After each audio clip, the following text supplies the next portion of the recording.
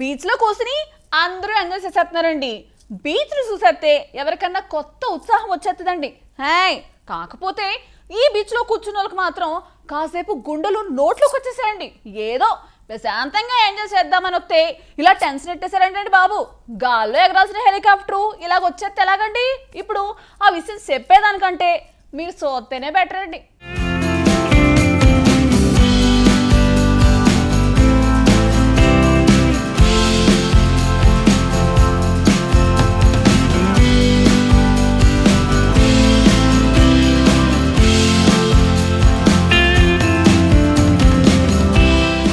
అదొక్క బీచ్.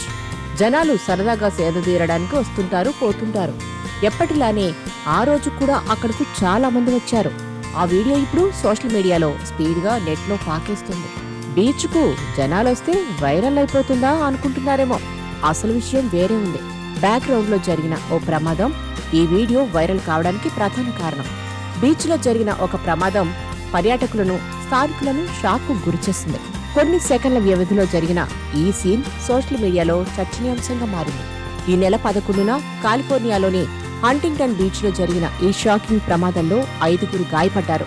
సముద్ర తీరాన్ని ఆస్వాదించడానికి వచ్చిన ఆ పర్యాటకులు ఈ ఘటన ప్రాణాల మీదకు తెచ్చేదిగా మారింది. డిజిటల్ యుగంలో కొన్ని సెకండ్లలో ఇంటర్నెట్లో వైరల్ అయింది. ఓ హెలికాప్టర్ సడన్ గా కంట్రోల్ తప్పింది. ఫుట్ ఓవర్ బ్రిడ్జిని ఢీకొట్టింది. హెలికాప్టర్లో కూర్చున్న ప్రయాణికులు గాయపడ్డారు. నిజానికి ఆ హెలికాప్టర్ నెమ్మదిగా కిందకు దిగుతున్నట్లు కనిపిస్తుంది.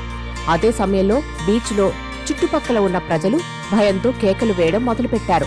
కొందరు ఓ మై గాడ్ అని అరుస్తున్నారు. హెలికాప్టర్ కూలిపోయే ముందు దానిలోని కొన్ని భాగాలు విరిగిపోయినట్లు కూడా కనిపిస్తుంది. ప్రమాదం తర్వాత హెలికాప్టర్లో ఉన్న 2 ప్రయాణికులు, రోడ్డుపై ఉన్న 3 వ్యక్తులు గాయపడ్డారు.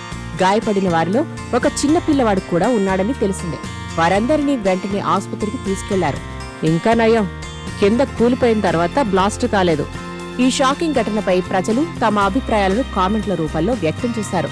ఇది సడన్ గా జరిగిందని, ఇలాంటి ప్రమాదాలను కంట్రోల్ చేయలేమని కొందరు ఆందోళన వ్యక్తం చేశారు. గాయపడిన వారు త్వరగా కోలుకోవాలని మరికొందరు కోరుతున్నారు.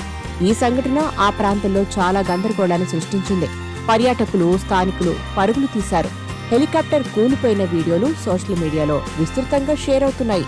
ప్రమాదానికి కారణాలు మాత్రం ఇంకా తెలియలేదు.